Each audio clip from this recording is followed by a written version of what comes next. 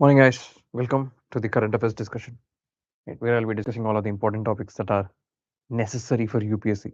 Today, we'll be discussing 8th July's paper. Right, let's go and see what are the articles that are present.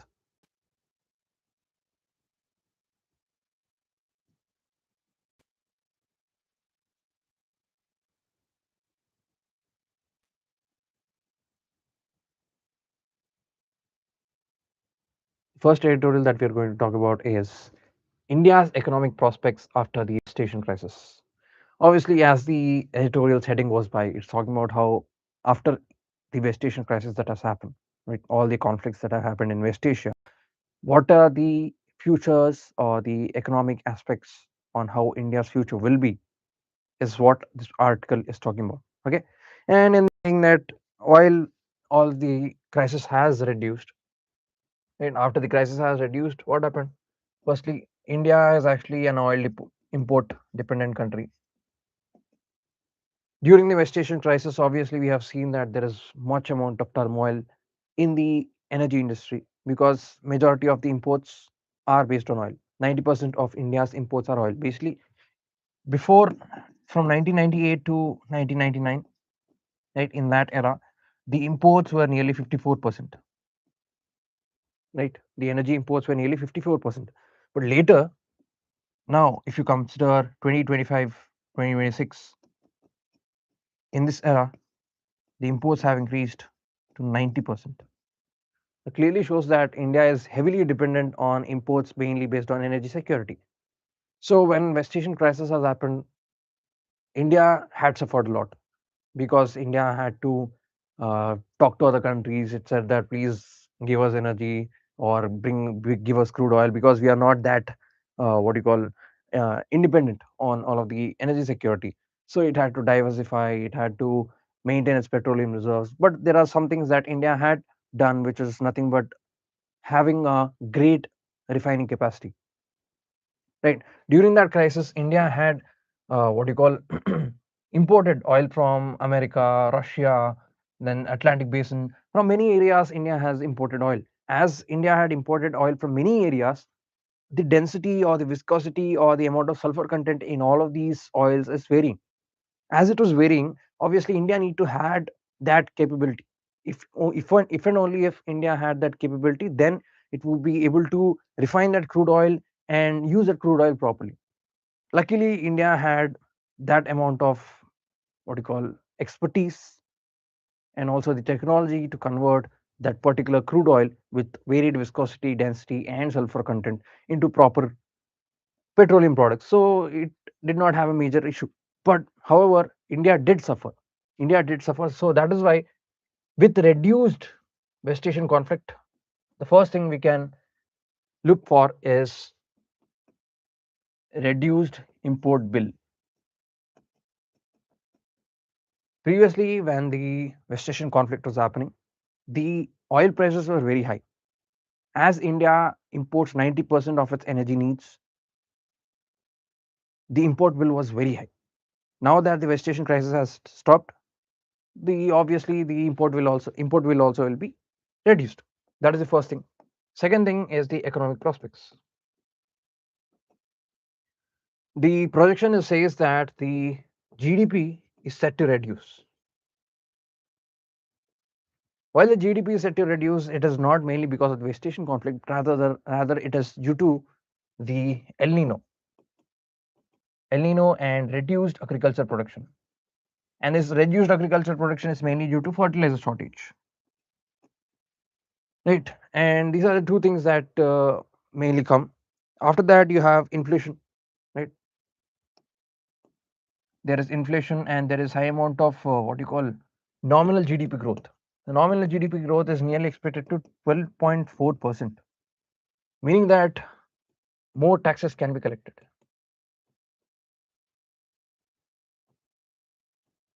How can more taxes be collected when the nominal GDP is high? Usually, nominal GDP high means that businesses are spending more. Then there is high amount of people purchasing. Right, people are purchasing more, and then businesses are spending more, and then you have goods being sold more. If goods are sold more, then you have more GST. If more people earn more, then there's more income tax. If businesses produce more, they have more profits, then there is more corporate tax. In this way, there is high amount of collection of corporate tax, income tax, or GST. So in these three aspects that we can say that India is actually going to be on a good path, right? Other than that, you have India's petroleum economy.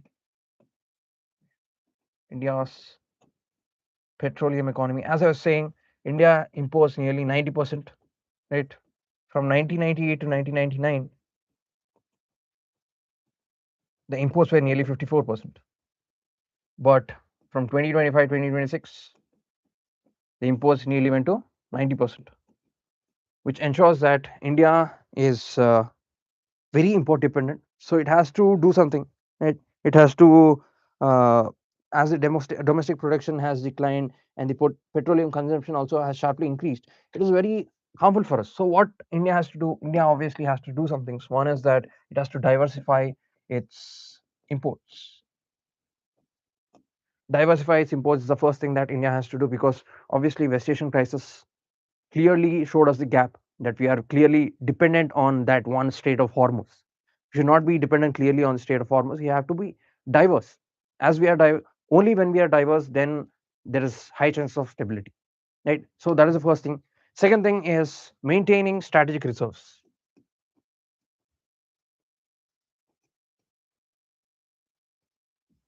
Now, what are strategic reserves? Obviously, strategic reserves are nothing but whenever there's a conflict or whenever there's a crisis, we should be able to sustain. So usually India maintains a set or amount of what you call reserves, and that reserves India uses it for that particular period. And during that time, during the West Asian conflict, India had nearly 67 days, 67, approximately 67 days of petroleum reserves, which helped it sustain. But nearly 67 reserves is not necessary. I mean, not enough, because countries like Japan, Singapore, China, USA, all of these have resources or reserves up till 200 days and 365 days. So, in case if there is a conflict again between countries like China, USA, or any major country, and then the thing we have to keep in mind is that India would be at a disadvantage, because they'll fight for 200 days. They'll have that conflict for 200 days and they'll still not be affected. But India, after 60 days, it will start getting affected and it will take decisions like creating E100 or E85, right?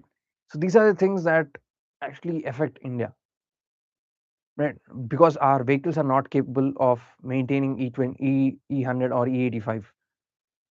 Many vehicles are still BS4, BS3, and BS2. There's still transitioning happening.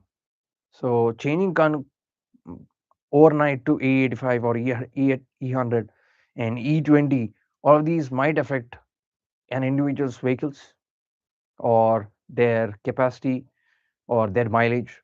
So in this way, we have to keep things in our mind. Right? The second thing is strategic reserve, and third thing is what you call fertilizers. Obviously, as I told you that there is a fertilizer shortage that India is going to experience. So fertilizer strategy, right? It has to maintain a fertilizer strategy. Until and unless it maintains a fertilizer strategy, it what do you call it will actually face problems. And the fourth thing is obviously reduce dependence on Strait of Hormuz. It is a highly conflict zone, meaning that the many of the conflicts that are actually happening are mainly happening in the Strait of Hormuz. So depending on Strait of Hormuz is one thing should that India has to reduce. So these are the four things that India has to do in order to have better economic prospects after the West Asian crisis. Right. That's what this article is saying. Right. Next, we go to this particular editor. It says deceptive dispute. Now, this dispute is talking about how Taj Mahal, right? Taj Mahal is a Hindu temple. Basically, Taj Mahal was built in the time period 1632 to 3053. This is the time period when Taj Mahal was built. Basically, Mumtaz Mahal expired in 1630. After that, Shah Jahan was like, yeah, I'll give my Mumtaz a memorable monument and named or made Taj Mahal, right? So there's this person called, what do you call? Uh, yeah, Purushottam, Purushottam Nagesh Oak, right? Purushottam Nagesh Oak. He's a historian, right? And that person saw that this is not uh, a temple, I mean, a monument that was built by the Muslims. It was something that was actually a Hindu temple. Right? He saw that it was a Hindu temple, and that Hindu temple was converted into Taj Mahal. And what is the argument that this particular Purushottam Nagesh Oak is saying? Is saying that the word Taj came from the word Tejo, and the word Mahal came from the word Mahalaya, meaning that it was not Taj Mahal, rather it was Tejo Mahalaya. It was Tejo Mahalaya, and that this particular Tejo Mahalaya is a Shiva temple. That is the argument of this particular person called Purushottam Nagesh Oak. Right? He's saying that it was Tejo Mahal, and that this particular Tejo Mahal is a Shiva temple, and that is why we need to argue more. And we need to see more that whether this particular Taj Mahal is, whether it is really made by what do you call Taj Mahal, I mean Shah Jahan, or constructed during the time of Shah Jahan, or was it a temple that was actually converted into Taj Mahal? That is what this particular person was saying. But whenever you are giving some argument, you need evidence. Until and unless you have an evidence, you cannot say that this particular thing is what you call wrong. You cannot say that uh, apple is an orange. That is that's baseless. You do not have any evidence, you do not have any concrete evidence. Without having any concrete evidence, you cannot put arguments. So but this historian is saying that this Tejo Mahal, just because Taj Mahal sounds like Tejo and Mahal sounds like Mahalaya, that person is saying that it is a Hindu temple. Okay, other than that, that person is saying that the second reason why we consider that person is considering Taj Mahal as a Hindu temple is because of the closed doors. The closed doors that are there, in which there is Hindu idols, and that is why they are not opening. That is what this person is saying. Right? These are the arguments that were put forth, and the litigations happened in 2022, 2024, 2026.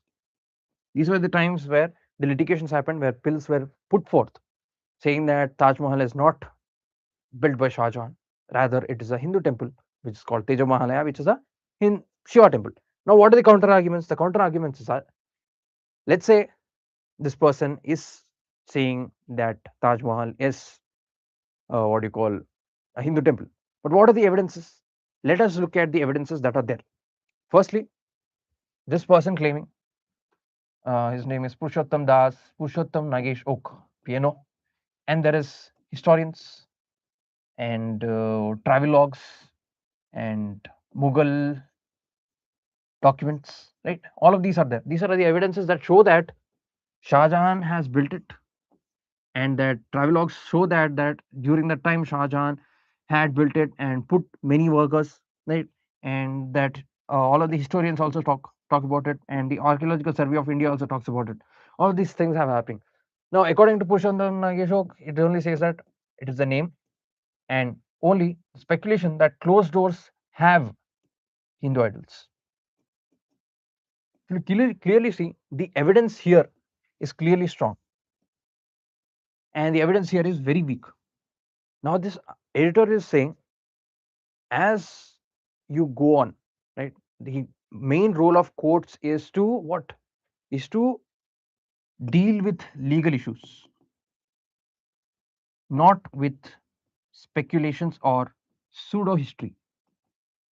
You do not research on pseudo history, you do not what do you call put more investigations on pseudo history. Without having a concrete evidence, how can you say that this particular thing is valid? You only open a case when there is a valid argument. Without a valid argument, you cannot open a case. So one thing is that there is concrete evidence saying it was built by Shah Jahan. and then there is vague evidence showing that it is a Hindu temple, right? It could be, it could not be. We don't know. We don't know until unless we open the doors. And the reason Archaeological Survey of India is saying that we cannot open the doors is because they are very fragile. And if you open those doors, there might be structural damage to that particular Taj Mahal. And Taj Mahal is actually very important for India because of its tourism, right? So Taj Mahal is very important. It has to take care of it. And the second thing that we need to keep in mind is that UNESCO has designated Taj Mahal as a World Heritage Site in 1983. And ever since that, in 2022, or in this particular argument came in 1960s. So 1960s, 2022, 2024, 2026, all of these arguments would actually weaken India's position in the international area. They all the international country, all the countries would see India as something as that is very conflict ridden, right? They would think that many people here are not trying to protect that monument, rather they are involved in religious disputes. These are the things, and people wouldn't be willing to come to India because they might think that there might some dispute might go on when we are here. We'd rather be at our homes rather than being at a conflict ridden area. This is what people would think. So it would reduce our international uh, prestige, as you might say, right? It would reduce our international prestige. That is what this article is saying. It is asking the courts not to waste their time in examining figments which do not have any backing. You can actually use this in GS2, where you can talk about judiciary and its role in dealing with issues, right? So that is another article. Then you move on to the next article, linking women's incomes and healthcare. Now, this particular article is talking about how healthcare is not only just policy. Healthcare is more than policy, right? You can do everything. And in this, they're particularly talking about, and they're particularly talking about women. The reason they're talking about women is because, firstly, government thinks that putting in money means good healthcare. What does that mean? It means that government would think more hospitals, more doctors, more number of medicines means good healthcare. But it is not the fact, because we have n number of medical colleges, we have many doctors, we have many what you call hospitals, but still we are very behind, right? Very behind in all of the medical indicators. If you actually look at the NFHS 6, right, it says that it created nearly 101 indicators. It has nearly 101 indicators, and out of those 101 indicators, we still are what lacking in what you call child stunting. You have what you call birthing capacities. All of these things are still very debatable, saying that India's healthcare is actually very good. But this particular editorial is talking about how we can take that as an opportunity. We can change our economic policy from creating more healthcare by creating more hospitals. Instead of doing that, we would rather give independence or economic independence to women, which would help reduce the expenditure. And they're saying that we would give women money so that it would reduce health expenditure. How would it do it? Right? They've actually done an experiment. Okay, and in that experiment, they saw that all the women that were there, their PF contributions were reduced from 12% to 8%. Right? Their contributions in the PF were reduced from 12% to 8% for 3 years, meaning that they have more income to take away to their home. Now they started to analyze what these women were doing with that income. What they were doing, they were trying to not invest in healthcare, like going to hospital or bringing in medicines. Rather, what they were doing is they're taking care of health. I mean that they were focusing more on exercise, focusing more on nutrition, focusing more on food, focusing more on sleep, focusing more on recovery. These are the things that they were focusing on, which clearly pointed out towards less health expenditure. Obviously, if you eat right, if you exercise well, if you sleep properly, obviously your health would be good. So women with higher income, or who were actually taking their most of their income to home, they were actually focusing on all of these. So the government is saying that rather than focusing on creating all of these, rather than oh, rather than creating all of these, it's saying that we should let women be more financially independent. Only when they are more financially independent, then they'll be able to understand it, and they'll be able to contribute more to the economy and then reduce the health expenditure. So that is what this particular article is saying, because India currently does not have communicable diseases like TB, or these are the things that India does not have now. Now it is shifting towards what? Non-communicable diseases. Non-communicable diseases include diabetes, obesity, hypertension, all of these. And all of these are mainly related to what? Lifestyle. And who? And that is why the government is saying that we have to change our policy towards women, because women spend money for health, not health care. Health meaning nutrition, exercise, and proper sleep. If you have all of these, the non-communicable diseases will reduce, and the health expenditure always obviously reduce, and we can contribute more to the society. That is what this particular editorial is talking about, and how we have to increase more role of women in households, and how we have to ensure that there is high amount of what do you call uh, importance given to women's earnings, right? That is all this particular editorial is talking about, right? And that is all for today's newspaper analysis. Hope you guys have learned a lot. Thank you guys. We'll see you in the next class.